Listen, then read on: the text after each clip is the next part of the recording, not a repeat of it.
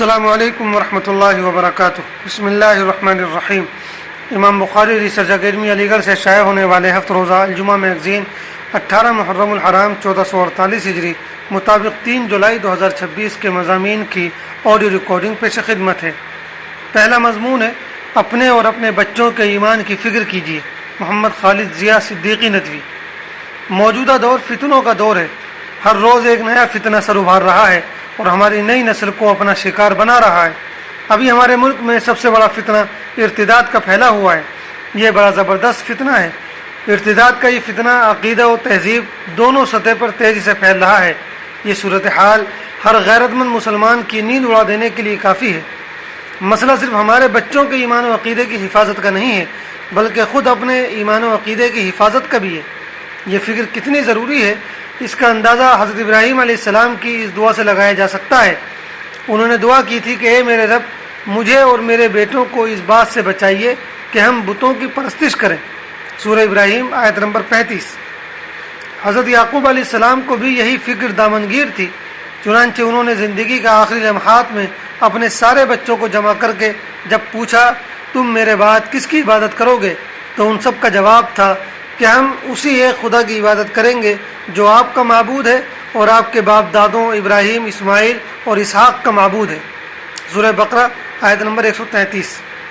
قرآن مجید نے جگہ جگہ عقیدہ توحید پر جمنے اور شرک سے بچنے کی تلقین کی ہے، لیکن سورہ لقمان میں اس مضمون کو بڑے مؤثر انداز میں بیان کیا گیا ہے۔ سورہ لقمان میں حکیم لقمان نے اپنے بیٹے کو جو چند اہم اور ضروری نصیحتیں کی تھیں، دور حاضر میں ان نصیحتوں کو بار بار دہرانا بہت ضروری ہو گیا ہے۔ ان نصیحتوں میں سب سے پہلی نصیحت یہ تھی کہ بیٹے، اللہ کے ساتھ شرک نہ کرنا، یقین جانو کہ شرک بڑا بھاری ظلم ہے۔ سورہ لقمان آیت نمبر 13۔ اس آیت میں شرک کو ظلم کہا گیا ہے۔ ظلم کے معنی یہ ہے کہ کسی کا حق چھین کر دوسرے کو دے دیا جائے۔ شرک اس لحاظ سے واضح طور پر بہت بڑا ظلم ہے کہ عبادت اللہ تعالیٰ کا خالص حق ہے۔ شرک کرنے والا اللہ تعالیٰ کا یہ حق ادا کرنے کے بجائے خود اسی کے بندوں اور اسی کی مخلوقات کو دے دیتا ہے۔ اسی لیے اللہ تعالیٰ شرک کرنے والے سے بڑا ناراض ہوتا ہے اور واضح طور پر یہ اعلان کرتا ہے کہ ایسے شخص کی معافی نہیں ہو سکتی۔ موجودہ دور میں اپنے بچوں کو یہ بتانا نہایت ضروری ہو گیا ہے کہ تم پر جیسے بھی حالات آ جائیں مگر تم کو شرک کے قریب بھی نہیں جانا ہے۔ رسول اللہ صلی اللہ علیہ وسلم نے حضرت معاذ رضی اللہ تعالیٰ عنہ کو نصیحت کی تھی کہ تم اللہ کے ساتھ کسی کو شریک نہ کرنا، چاہے تمہیں قتل کر دیا جائے یا جلا دیا جائے۔ مسند احمد حدیث نمبر 21570۔ اس کے لیے ضروری ہے کہ ہم اپنے بچوں کو ابتدائی عمر میں ہی دین کے بنیادی عقائد سے آگاہ کر دیں، ساتھ ہی انہیں قرآن کی تعلیم دیں۔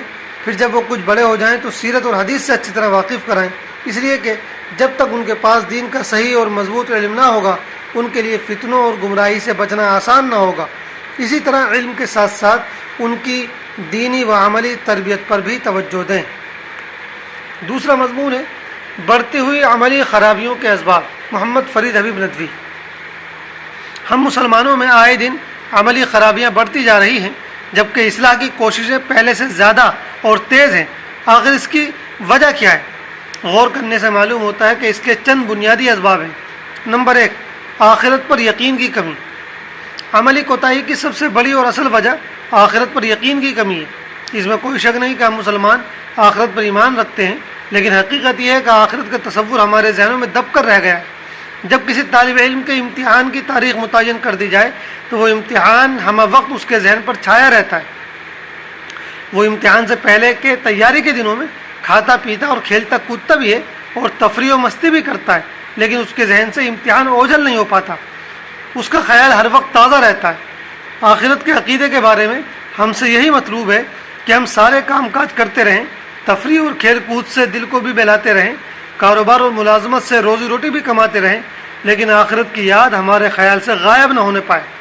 مگر افسوس کہ یہی ہر وقت کا یقین ہمیں حاصل نہیں رہا۔ ہمارے اور صحابہ کے درمیان اصل فرق یہی ہے کہ انہیں آخرت کا اس طرح یقین تھا جیسے دن میں سورج کے نکلنے کا ہوتا ہے۔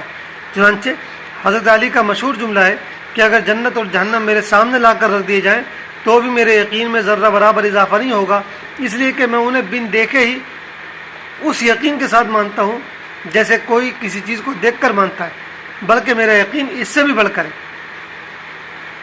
دوسرا سبب، امید زیادہ در ختم۔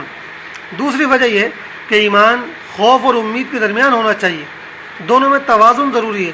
حضرت عمر رضی اللہ تعالیٰ عنہ کہتے تھے کہ اگر حشر میں یہ اعلان کر دیا جائے کہ سب لوگ جنتی ہیں، صرف ایک جہنمی ہے، تو مجھے ڈر لگے گا کہ کہیں وہ میں ہی نہ ہوں، اور اگر یہ اعلان ہو کہ سب جہنمی ہے، صرف ایک جنتی ہے، تو مجھے امید ہوگی کہ شاید وہ اکیلا شخص میں ہی ہوں۔ لیکن بدقسمتی سے ہم مسلمان اللہ پاک کی رحمت کے جتنے امیدوار ہیں اتنا اس سے خوف نہیں کھاتے ہیں۔ ہم اتنے امید پسند ہو گئے ہیں کہ گناہ پہ گناہ کرتے رہتے ہیں، اور دل یہ امید پالتا رہتا ہے کہ اللہ تعالیٰ معاف کر دے گا۔ اللہ کی رحمت والی صفات ہمیں یاد رہتی ہیں، لیکن اس کی وہ صفات ہم بھول جاتے ہیں جو اس کے غصے اور عذاب کو بیان کرتی ہیں۔ نمبر 3، شفاعت کا غلط تصور۔ تیسری وجہ ہمارے یہاں رائج شفاعت کا غلط تصور ہے۔ مسلمانوں کا ایک بڑا طبقہ یہ خیال کرتا ہے کہ ان کا امت محمدیہ میں ہونا ہی نجات کے لیے کافی ہے۔ بہت سے ایسے بھی ہیں جو سمجھتے ہیں کہ انہیں حضور صلی اللہ علیہ وسلم کی شفاعت ضرور حاصل ہوگی، کچھ سمجھتے ہیں کہ انہیں ان کے پیر و مرشد اور اللہ کے ولی بچا لیں گے۔ شفاعت کے اس غلط تصور نے بھی بہت نقصان پہنچایا ہے، حالانکہ قرآن و حدیث میں شفاعت کا جو تصور ہے وہ بالکل جدا ہے۔ پھر اس کی کیا گارنٹی ہے کہ جن لوگوں کو شفاعت حاصل ہوگی ان میں ہمارا نام لازماً شامل ہوگا؟ نمبر 4، موروثی ایمان نہ کہ سمجھا ہوا ایمان۔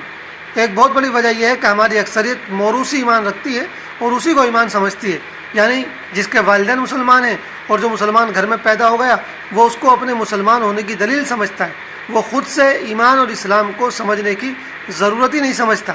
حالانکہ یہ کوئی ضروری نہیں کہ اس دنیا کے رجسٹر میں جس کا نام مسلمان لکھا جائے، اللہ کے یہاں بھی لازماً وہ مسلمان ہی تسلیم کیا جائے۔ اسلام کوئی پراپرٹی نہیں جو والد کی طرف سے از خود اولاد کے نام ہو جائے، بلکہ یہاں معاملہ یہ ہے کہ ہر شخص کو خود سے اسلام کو سمجھنا ہوتا ہے۔ والد کا سمجھنا اولاد کی طرف سے کافی نہیں ہو سکتا، تو موروثی ایمان بھی عملی کوتاہی کا ایک بڑا سبب ہے۔ نمبر 5، فضائل پر زیادہ توجہ۔ ایک سبب یہ بھی ہے کہ ہماری زیادہ تر توجہ فضائل پر رہتی ہے، وعیدوں پر نظر نہیں جاتی۔ پھر فضائل کے بارے میں یہ بھی خیال نہیں رہتا کہ فضائل اصلاً ان لوگوں کے لیے ہوتے ہیں جو فرائض کی پابندی اور محرمات سے اجتناب کرتے ہوں، اس لیے کہ بونس اسے ملتا ہے جو ڈیوٹی میں کوتاہی نہ برتے۔ تو ایک تو فضائل کا تصور ہی غلط ہے، دوسرے ساری توجہ فضائل پر ہی ہوتی ہے، وعیدوں پر نہیں۔ حالانکہ جس طرح فضائل پر یقین ضروری ہے اسی طرح وعیدوں کا استحضار بھی ضروری ہے۔ تیسرا مضمون ہے پڑوسیوں کے دین و ایمان کی بھی فکر کیجیے۔ محمد خالد ضیاء صدیقی ندوی۔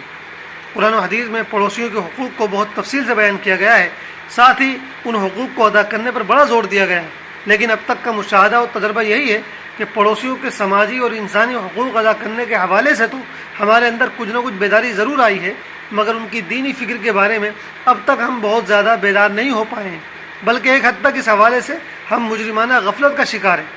جبکہ حدیثوں میں جس طرح سماجی اور معاشرتی لحاظ سے پڑوسیوں کا خیال رکھنے کا تاکید حکم آیا ہے، ٹھیک اسی طرح ان کی دینی فکر کے بارے میں بھی واضح ہدایات دی گئی ہیں۔